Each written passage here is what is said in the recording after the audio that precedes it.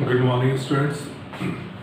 मैं आप लोगों के साथ रिलेशन ऑफ एसेट्स और सेटलमेंट ऑफ लायबिलिटीज से रिलेटेड जो क्वेश्चंस है उसकी जर्नल एंट्रीज मैं आपके साथ डिस्कस कर रहा हूँ।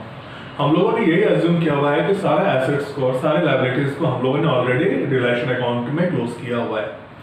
उसके बाद के जो केसेस हैं वो हम यहाँ पर डिस्कस कर रहे हैं। फर्स्ट है सेल ऑफ एसेट्स ₹50,000। हमने एसेट्स को सेल किया तो मैंने आपको जर्नल एंट्रीज में बताया था कि चूंकि एसेट्स को हम ऑलरेडी रिलेशन में ट्रांसफर कर देते हैं, हम ऑलरेडी उसे क्लोज किए हुए हैं, तो एसेट्स की जगह कौन सा अकाउंट ओपन हुआ है? Realisation account.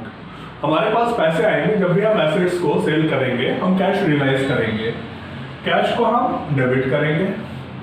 एंट्री क्या पास होगी? फर्स्ट केस में कैश अकाउंट या बैंक अकाउंट डेबिट, और क्रेडिट इस केस में क्या होगा?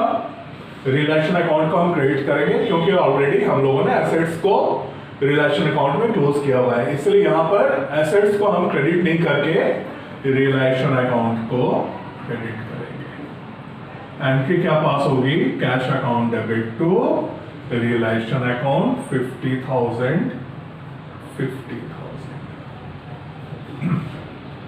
तो जब भी याद रखिएगा कि जब भी हम एसेट्स को बेचेंगे हम क्रेडिट हमेशा रियलाइजेशन अकाउंट को करेंगे क्योंकि asset is already closed in the realisation account. So assets is not existing here, है ना। अब एसेट नहीं एग्जिस्ट कर रहा है, एसेट्स की जगह रियलाइजेशन अकाउंट एग्जिस्ट कर रहा है।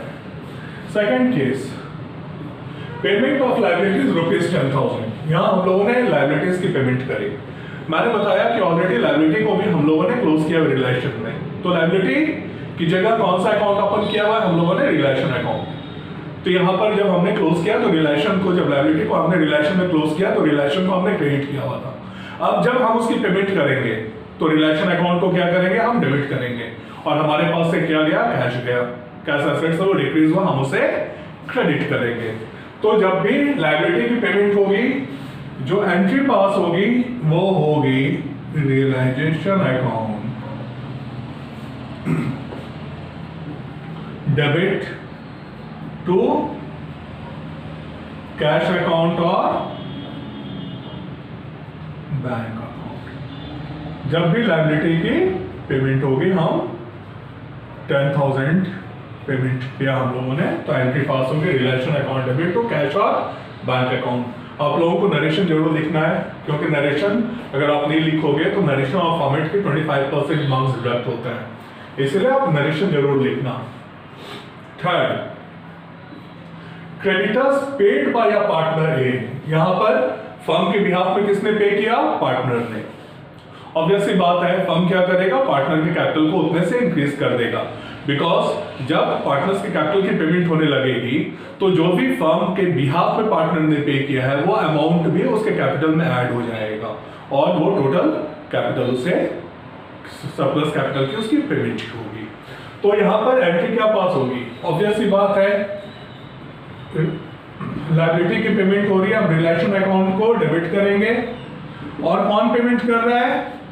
यहाँ पर फर्म के पास से कैश नहीं जा रहा या वो बैंक के थ्रू पेमेंट नहीं कर रहा, बल्कि पार्टनर फर्म के बिहाफ में पेमेंट कर रहा है, इसलिए पार्टनर का कैपिटल इंक्रीज हो जाएगा।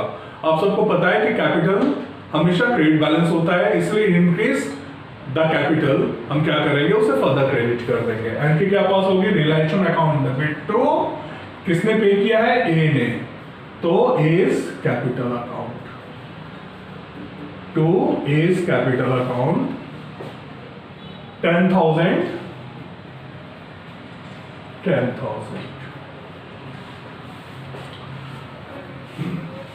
ये तीन फर्स्ट, सेकंड और थर्ड की एंट्री है, ठीक है। अब मैं फोर्थ एंट्री को आपके साथ डिस्कस कर रहा हूं।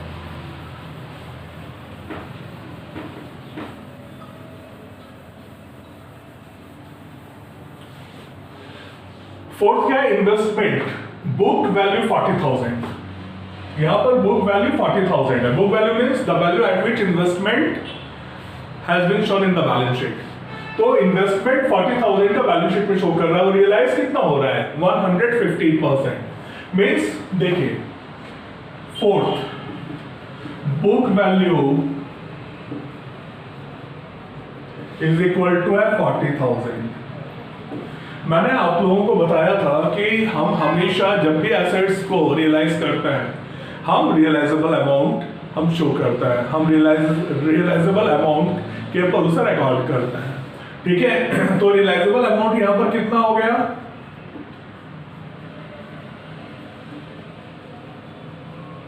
ये रियलाइज हुआ है 150%, means 40,000 into 150 upon 100, it means इसकी जो वैल्यू रियलाइज हुई है 60,000 की है।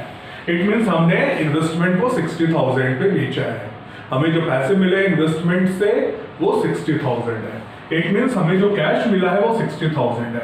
हम एंट्री क्या पास करेंगे, cash account debit 60,000 to realisation account, क्योंकि हमने इन्वेस्टमेंट को भी हमने क्लोज कर दिया रियलाइजेशन अकाउंट में। इट मीन्स हम यहाँ पर इन्वेस्टमेंट को क्रेडिट नहीं करके हम रियलाइजेशन को क्रेडिट करेंगे बाय 60,000। ठीक है, तो इसके एंट्री पास होगी cash to realisation account 60,000 60,000। Fifth है furniture of 70,000 was sold for 68,000 and auctioneer commissions amounted to ₹2,000। It means हमने फर्नीचर को जब सेल किया, फर्नीचर की बुक वैल्यू 60,000, जब हमने क्लोज किया होगा तो ऑलरेडी हमने क्या होगा, रिलेशन टू फर्नीचर 70,000। लेकिन जब भी हम उसे रियलाइज करते हैं, जब भी रियलाइजेशन होता है, जब भी हम उसे डिस्पोज ऑफ करते हैं, तब हमेशा उसके रियलाइजेबल वैल्यू को हम शो करते हैं। तो देखिए फिफ्थ केस में हमारा रियलाइजेबल वैल्यू कितना है, हमने सेल किया है, हमने इसे सेल किया है 68,000 में, लेकिन इस 68,000 में भी हमने 2,000 कमीशन दे दिया, फर्म ने 2,000 कमीशन दे दिया। इट मीन्स फर्म को कितना पैसा मिला, कितना कैश मिला, ओनली 66,000। मीन्स रियलाइजेबल वैल्यू उस फर्नीचर का फर्म के लिए कितना है, केवल 66,000 है।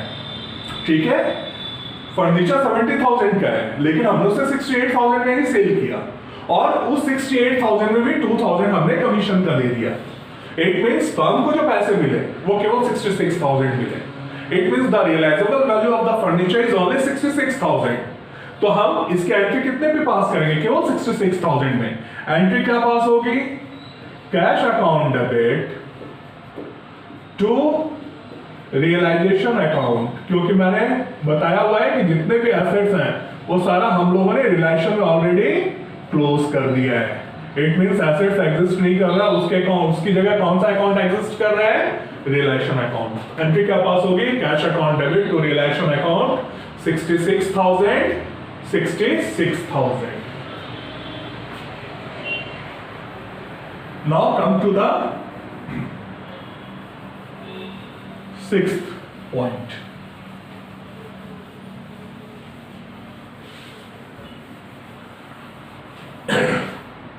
Sixth point है, out of stock of 80,000, A took over 50% of the stock at a discount of 10%, and the remaining stock was sold off at a profit of 20%. ठीक है, तो 80,000 का 50% ए ने टेक ओवर कर दिया।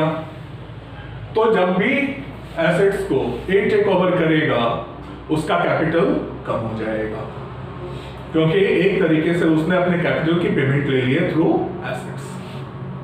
और जो रिमेनिंग स्टॉक है 50%, उसे हमने सेल किया 20% पे। अब देखिए, पहले इसकी कैलकुलेशन कीजिए, उसके बाद इसके एंट्री पास कीजिए। कितना है बुक वैल्यू स्टॉक का, बुक वैल्यू है 80,000, इसमें से 50% it means 40,000 A take over कर रहा है और रिमेनिंग 40,000 सेल हो रहा है।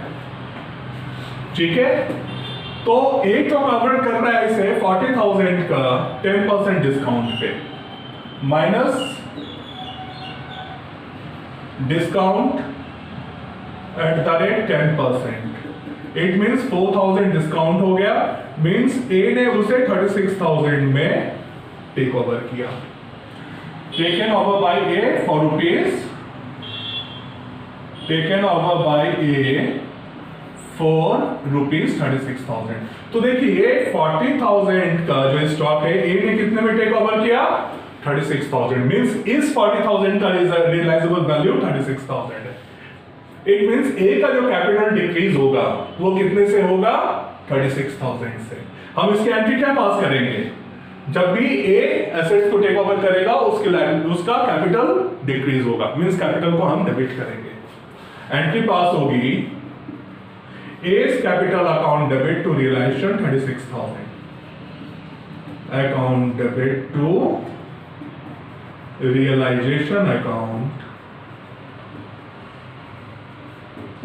36,000। अब जो रिमेनिंग 40,000 है ये सेल हो रहा है, कितने पे सेल हो रहा है? 20% प्रॉफिट पे। इट मींस ये 40,000 के ऊपर प्रॉफिट हो गया 8,000, मींस इससे फर्म ने 48,000 में बेचा। इट मींस इसकी रियलाइजेबल वैल्यू जो है वो 48,000 है। फर्म के पास कितने पैसे आए? 48,000। एंट्री क्या पास होगी? कैश अकाउंट डेबिट टू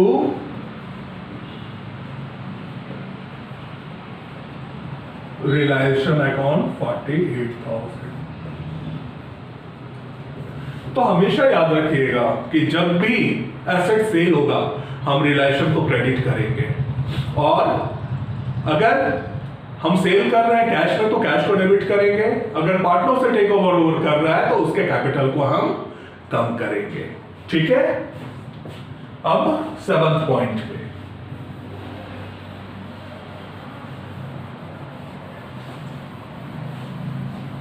देखिए 7th पॉइंट है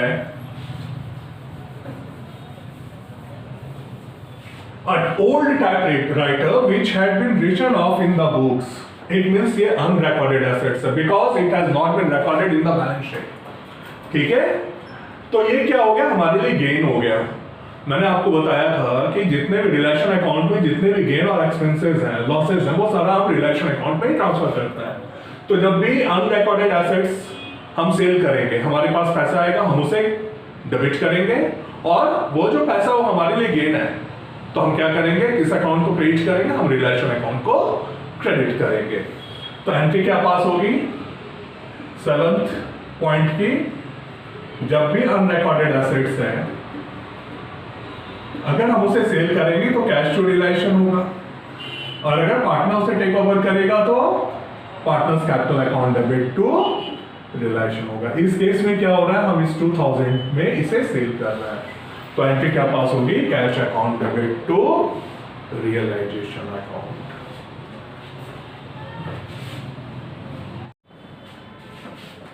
इससे पहले रिलेशन ऑफ एसेट्स और सेटलमेंट ऑफ लायबिलिटीज से रिलेटेड 7 पॉइंट्स मैंने आपके साथ डिस्कस किया था।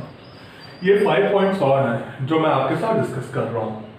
देखिए 8th क्वेश्चन क्या है?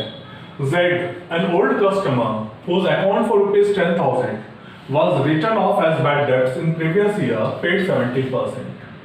It means हम लोगों ने प्रीवियस ईयर से में इसे बैड डेब्ट मान लिया था, हम लोगों ने इसे एज एन एक्सपेंस ट्रीट कर दिया था, लेकिन अब 10,000 का 70%, इट मीन 7,000 रियलाइज हो रहा है। हमारे लिए क्या है? ये गेन है। ठीक है, मैंने आपको ऑलरेडी कहा है कि गेन को हम कहां ट्रांसफर कर देंगे? रियलाइजेशन अकाउंट में। ठीक है, गेन हमेशा क्रेडिट होता है, इसलिए हम रियलाइजेशन अकाउंट को भी क्रेडिट करेंगे। तो 8th क्वेश्चन में हम क्या करेंगे? एंट्री, हमारे पास पैसे आ रहे हैं कैश अकाउंट डेबिट, कितने आ रहे हैं? टोटल 10,000 में से देखिए 10,000 का 70% रियलाइज हो रहा है। मैंने हमेशा आपको कहा हुआ है कि जब भी रियलाइजेशन ऑफ एसेट्स हो, जब भी हम एसेट्स को डिस्पोज ऑफ करेंगे तो हमेशा हम रियलाइजेबल वैल्यू उसमें डालेंगे। तो कैश में रियलाइज कितना हो रहा है? ओनली 7,000। हम तो रियलाइजेशन में ट्रांसफर यही 7,000 करेंगे। एंट्री क्या पास होगी? Cash account debit to realisation account 7,000। क्योंकि जो भी एसेट्स हम रियलाइज करेंगे, चाहे वो अनरिकॉर्डेड हो, चाहे वो बैलेंस शीट में शो हो रहा हो, हम हमेशा रिलेशन अकाउंट को ही क्रेडिट करेंगे। 9th point. An old computer which was written up from the books was estimated to realize 2000. It was taken over by a partner at 10% discount. देखिए estimated value कितना है इसका, ये भी अनरिकॉर्डेड एसेट्स है, ये है 2000। किसने टेक ओवर कर लिया? ए ने। कितने पे? एस्टिमेटेड वैल्यू का 10% डिस्काउंट पे। तो estimated value 2000 minus discount at the rate 10%। 2000 का 10% मींस 200 डिस्काउंट पे उसने टेक ओवर किया। इट मींस कितना पैसा रियलाइज हो रहा है यहाँ पे? Realisable value of the computer is only 1800। Obvious सी बात है, इसमें ए जो है वो उसे टेक ओवर कर रहा है, उसका कैपिटल कम हो जाएगा। और हम क्रेडिट किसे करेंगे? रियलाइजेशन अकाउंट को। हमेशा याद रखिएगा, चाहे वो रिकॉर्डेड एसेट्स हो चाहे अनरिकॉर्डेड एसेट्स है, जब भी हम उसे डिस्पोज ऑफ करेंगे, जब भी हम उसे रियलाइज करेंगे, हम रियलाइजेशन अकाउंट को ही क्रेडिट करेंगे, क्योंकि एसेट्स को ऑलरेडी हमने क्लोज किया हुआ है और जो अनरिकॉर्डेड है वो हमारे लिए गेन है। ठीक है, तो दोनों ही केसेस में चाहे हमने एसेट्स को कम किया हो तब भी रियलाइजेशन को हम क्रेडिट करेंगे, या फिर हमारा वो गेन हो रहा हो, क्योंकि अनरिकॉर्डेड एसेट्स जिसकी बुक वैल्यू हमने 0 ली हुई है, उसकी कुछ भी अगर रियलाइजेबल वैल्यू हो तो हमारे लिए गेन है। तो गेन को भी हम रियलाइजेशन अकाउंट में ही ट्रांसफर करते हैं, और गेन चूंकि क्रेडिट बैलेंस होता है इसलिए हम यहाँ पर रियलाइजेशन को क्रेडिट करते हैं। तो इस कंडीशन में क्या होगा? ए ने टेक ओवर किया, ए का कैपिटल कम हो जाएगा, हम एंट्री क्या पास करेंगे? A's capital account debit 1800 to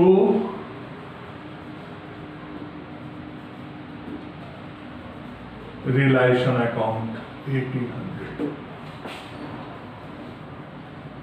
अब 9th पॉइंट पे मैं इसे रब कर रहा हूं।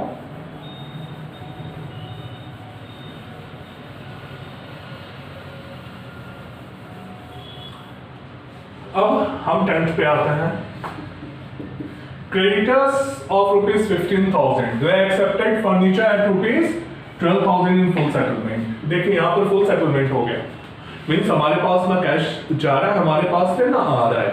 ठीक है, तो जब भी फुल सेटलमेंट होता है तो आप याद रखिएगा, जब भी एसेट्स और लायबिलिटीज की सेटलमेंट होती है तो एसेट्स और लायबिलिटीज के सेटलमेंट के लिए हम कोई भी एंट्री पास नहीं करते, क्योंकि एसेट्स को जब हम पे करते हैं तब रिलेशन अकाउंट डेबिट होता है, लायबिलिटीज को जब पे करते हैं रिलेशन अकाउंट डेबिट होता है, एसेट्स को जब हम रियलाइज करते हैं तो रिलेशन अकाउंट क्रेडिट होता है। तो दोनों में रिलेशन टू रिलेशन हो जाएगा, इसलिए वो एंट्री पास नहीं होती।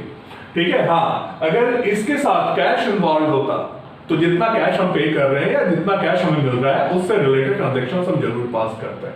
लेकिन इस क्वेश्चन में क्या हो रहा है कि 15,000 का क्रेडिटर्स है और 12,000 का उसने फर्नीचर ले लिया और उसकी फुल सेटलमेंट हो गई। इट मींस इस ट्रांजैक्शन में कैश इन्वॉल्व नहीं है। ठीक है, इसमें और जब भी एसेट्स और लायबिलिटीज, हमेशा याद रखिएगा कि जब भी एसेट्स और लायबिलिटीज से सेटलमेंट होती है, जब भी लायबिलिटीज की सेटलमेंट थ्रू एसेट्स होती है, हम एंट्री पास नहीं करते। इट मींस इस केस में कोई भी एंट्री पास नहीं होगी। Now come to the 11th। Creditors for rupees 50,000 they accepted machinery of 20,000 at a discount of 10%। It means creditors 50,000 में से उसने जो मशीनरी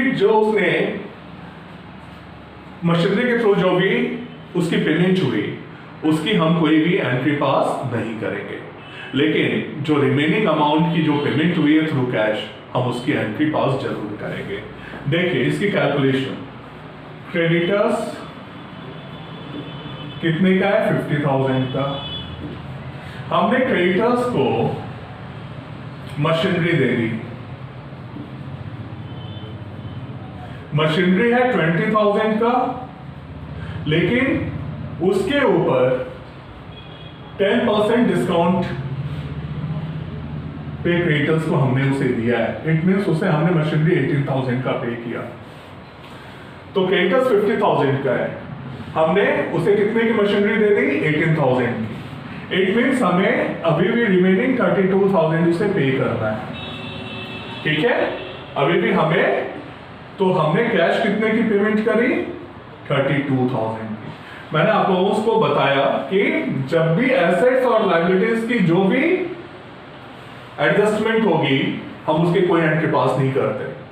इट मींस इसमें केवल जो 32,000 की जो पेमेंट हुई है बस हम इसकी यहां पर एंट्री पास करेंगे। एंट्री क्या पास होगी? ऑब्वियस सी बात है, क्रेडिटर्स की जगह हमने उसे क्लोज किया रिलेशन अकाउंट में, तो हम रिलेशन को डेबिट करेंगे टू कैश अकाउंट और बैंक अकाउंट 32,000। जो कैश इन्वॉल्व है इस ट्रांजैक्शन में बस उसकी हम पेमेंट करेंगे, उसकी जर्नल एंट्रीज पास होगी। क्योंकि यहां पर क्या होती, यहां पर क्रेडिटर 18,000 का अगर हम पे कर रहे हैं तो ये रिलेशन अकाउंट डेबिट होता, और ये 18,000 जो एसेट्स हमारे पास से कम हो रहा तो रिलेशन अकाउंट क्रेडिट होता। तो हम इसलिए इसकी कोई एंट्री पास नहीं होती, क्योंकि वहां रिलेशन जितने से अमाउंट से हम रिलेशन को डेबिट करेंगे उतने से हम रिलेशन को क्रेडिट करेंगे। इसलिए जो भी एसेट्स और लायबिलिटी का एडजस्टमेंट होती है उसकी हम कोई भी एंट्री पास नहीं करते।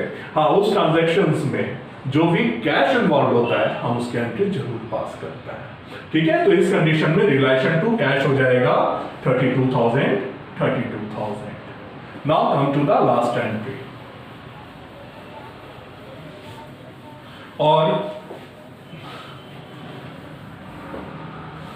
Entry number 12, there were 100 shares of 10 acquired at a cost of 1,000 had been completely written off from books। इसका मतलब ये भी अनरिकॉर्डेड है क्योंकि इसे हमने बुक बैलेंस शीट में रिकॉर्ड नहीं किया हुआ है। These shares are valued at 5 each। It means अब उसकी वैल्यू कितनी है? वैल्यू ऑफ शेयर्स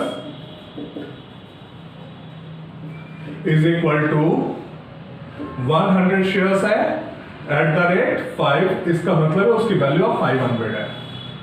ठीक है, उसकी एस्टिमेटेड वैल्यू जो है वो 500 है। ठीक है, and divided among the partners and in their profit sharing ratio of 1:1। और इसे क्या किया फर्म ने? इसे ए और बी को डिस्ट्रीब्यूट कर दिया। ठीक है, तो जो भी ये 500 जो वैल्यू हमें मिल रहा है, जो अनरिकॉर्डेड एसेट्स था, उसकी जो भी वैल्यू आ रही है वो हमारे लिए क्या है? हमारे लिए गेन है। अब हम क्या कर रहे हैं? उसे हम ट्रांसफर कर दे रहे हैं पार्टनर्स को में के कैपिटल में, हम इसे डिस्ट्रीब्यूट कर दे रहे हैं अमंग द पार्टनर्स। तो पार्टनर का कैपिटल क्या हो जाएगा? वो डिक्रीज हो जाएगा। डिक्रीज करने के लिए हम पार्टनर से कैपिटल को डेबिट करेंगे, और क्योंकि ये 500 हमारे लिए गेन है इसलिए हम इसे क्रेडिट करेंगे। एंट्री क्या पास होगी? एंट्री पास होगी A's capital account debit, B's capital account debit,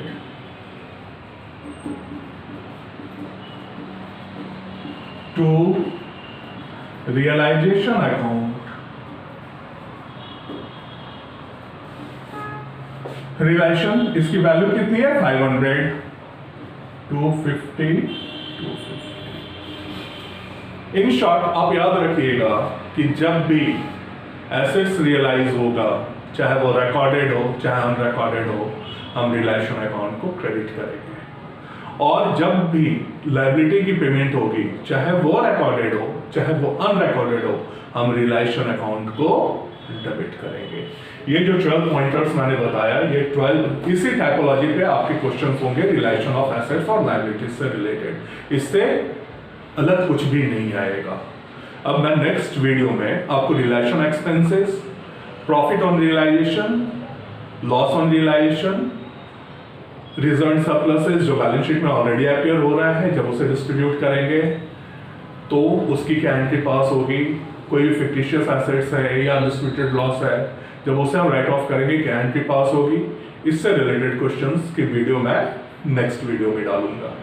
ठीक है, आप लोगों को अगर ये अच्छा लगा हो, आपको समझ में आया हो, तो आप सब्सक्राइब जरूर कीजिएगा, ताकि जब हम डिसोल्यूशन का मैं दूसरा वीडियो डालूंगा उनसे रिलेटेड तो उसकी नोटिफिकेशन आपको मिल जाए और आप उन वीडियोस को भी देखें। और जितने क्वेश्चंस मैं करवा रहा हूँ, जितने भी पॉइंटर्स मैं करवा रहा हूँ, उससे अलग कुछ भी बोर्ड में नहीं आएगा, ये मैं आपसे फिर से कह रहा हूँ। इसलिए आप इन क्वेश्चंस जो मैंने यहाँ पर 12 क्वेश्चंस जो मैंने करवाया है रियलाइजेशन ऑफ एसेट्स और सेटलमेंट ऑफ लायबिलिटीज का, इसे जरूर कीजिएगा। वर्क्समैन कंपनसेशन रिजर्व का जो कॉन्सेप्ट मैंने 5 बताया उसे जरूर कीजिएगा।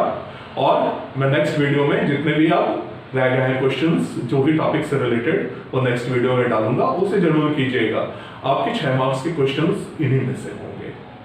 Thank you.